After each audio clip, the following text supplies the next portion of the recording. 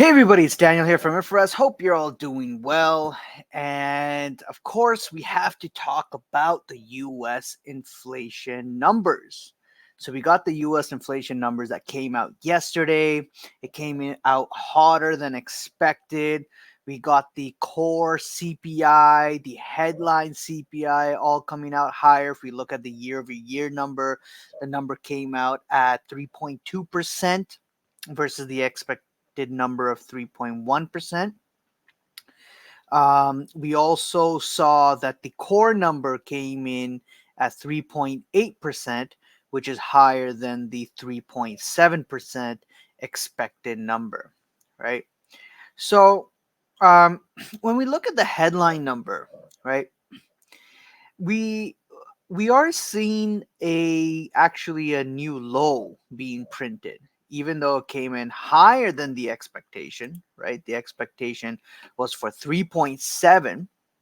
It didn't meet 3.7, came in at 3.9, but that takes us to a number all the way close to 2021, around the October month. Um, Now, the October month came in at 3.8, so it's still slightly higher. Um, sorry, it came at 3.8, so it came exactly as the same number as that. And last month's number came at 3.9%. So, uh, comparing to previous month, it came down about 0.1%. But in terms of the forecast, markets were expecting that it was going to be actually 3.7, which is below October 2021 level. But it didn't. It came at 3.8, the exact level. Um, and that's for the headline number. That's what the number that takes in consideration of the gasoline prices, right? The volatile numbers. Now, if you look at the core number that takes out gasoline, we see stickiness still in that number, right? The number came in at 3.2%, higher than the previous month by 0.1%. And it's been ranging since last year, summer of last year, just been kind of in this range. So we haven't seen a new low in the core number. Now, when we look at the month over month numbers, they also come in higher. The month over month number came in at 0.4%. For the core, and the headline number came in about also 0.4%. Now, the 0.4% that I'm going to show you, especially on the BLS website, that number is the rounded number. So when you look at the unrounded number, the actual number is 0.35%. So because it's 0.35%, the number that got reported was zero point 0.4 because you're rounding it from 0.35 to zero point 0.4. You're taking just the one decimal point. So this number, actually, if you think about it and you see the reaction in the equity markets and the bond markets, the reaction was you got an initial sell-off in the equity market, but then it got bought up very quickly. And then we saw a rally throughout the day. And the rally was mostly based on the idea that the unrounded number came in at 0.35. So if it was actually 0.1% lower, it would have been reported zero point 0.3. And if it was reported zero point 0.3, the month over month number, it would have came in line. So it wasn't that horrendous, the number. The number was actually taken in positively by the equity markets, and we could see that in the price action and the trading yesterday. Now, when we look at how markets are trading right now, we've seen kind of a pullback in certain equity indices like Nasdaq. But we still see S&P 500, Russell 2000, Dow Jones. Actually, Dow Jones is rallying. But in the North American session, we're seeing kind of more range motion, just kind of digesting the CPI number. Also, um, We have some jobs number coming out tomorrow, the unemployment rate, and so on. So that will also be very interesting for tomorrow. Now let's take a look at the CPI report. What contributed to the higher number? And let's go over it together. I'm going to share my screen here with you in a second. Just figure this out. Okay. So you should see a screen here. This is the BLS website.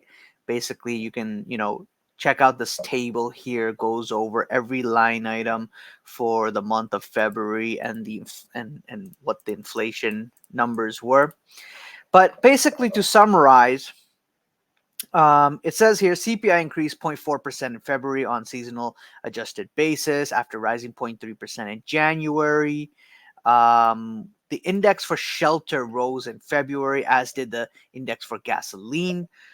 Combined, these two indexes contributed to 60% of the monthly increase in the index for all items. The energy index rose 2.3% over the month as all of its component indexes increased. The food index was unchanged in February.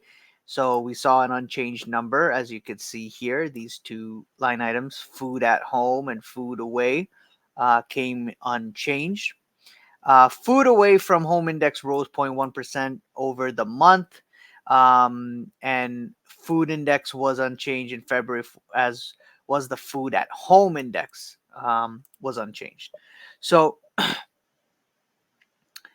not much change there. When we look at the index for all items, less food, energy rose 0.4% in February as it did in January. Indexes which increased in February include shelter, airline fares, motor vehicle insurance, apparel, and recreation. The index for personal care and index for household furnishing and operations were among those that decreased over the month. We also saw that if you come down here, used cars, see a decline there as well for the month of February. Now, the major contributor to the higher numbers was again shelter, was again, not again, but was gasoline also. And we're seeing crude oil, we're seeing oil prices today actually tick up. Um, so the shelter component is remaining sticky, and that's because you got the high mortgage rates, the high yields that are sticking around, still contributing to the stickiness in the housing market and causing the inflation to be higher and sticky. Now, the problem is that this number doesn't change anything, right? Even though it may be taken in from the markets as if that, oh, the number is the month over month core number came in at 0.35. The unrounded number actually is not that bad.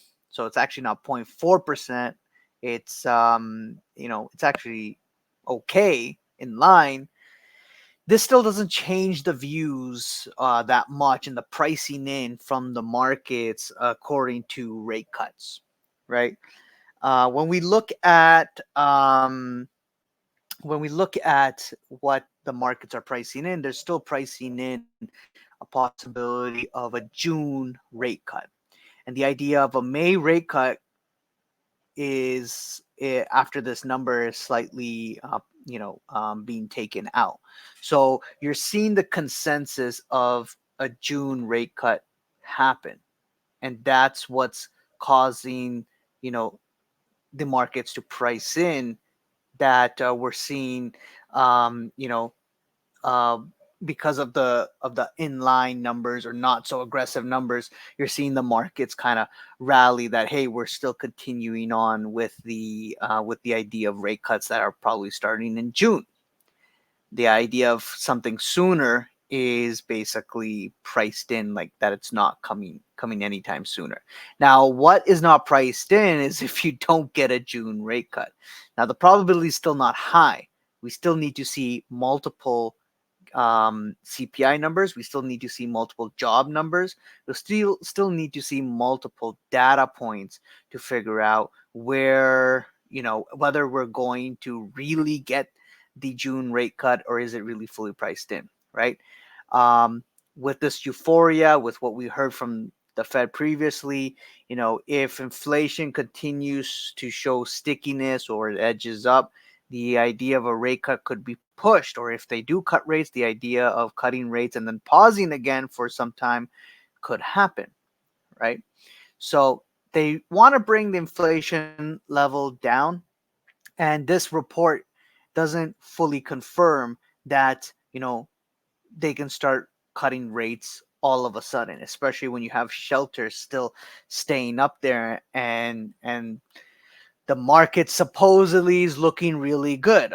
And even though you may not agree with that, because when you look at the amount of layoffs that are happening, not from the government data, but from what you're hearing in the news, from stories around, when you're looking at the world real time instead of the lagging data, you can see that more and more layoffs are happening. So pretty interesting to see this data come in. The market basically shrug it off. We've got the FOMC meeting next week.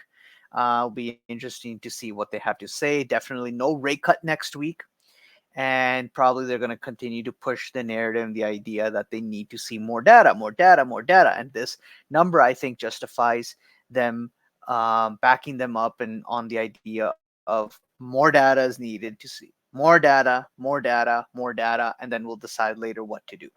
Anyways, let me know what you guys think. Leave a comment below, subscribe, hit the like button, bell icon to be notified on the next video, and I'll see you guys around. Cheers.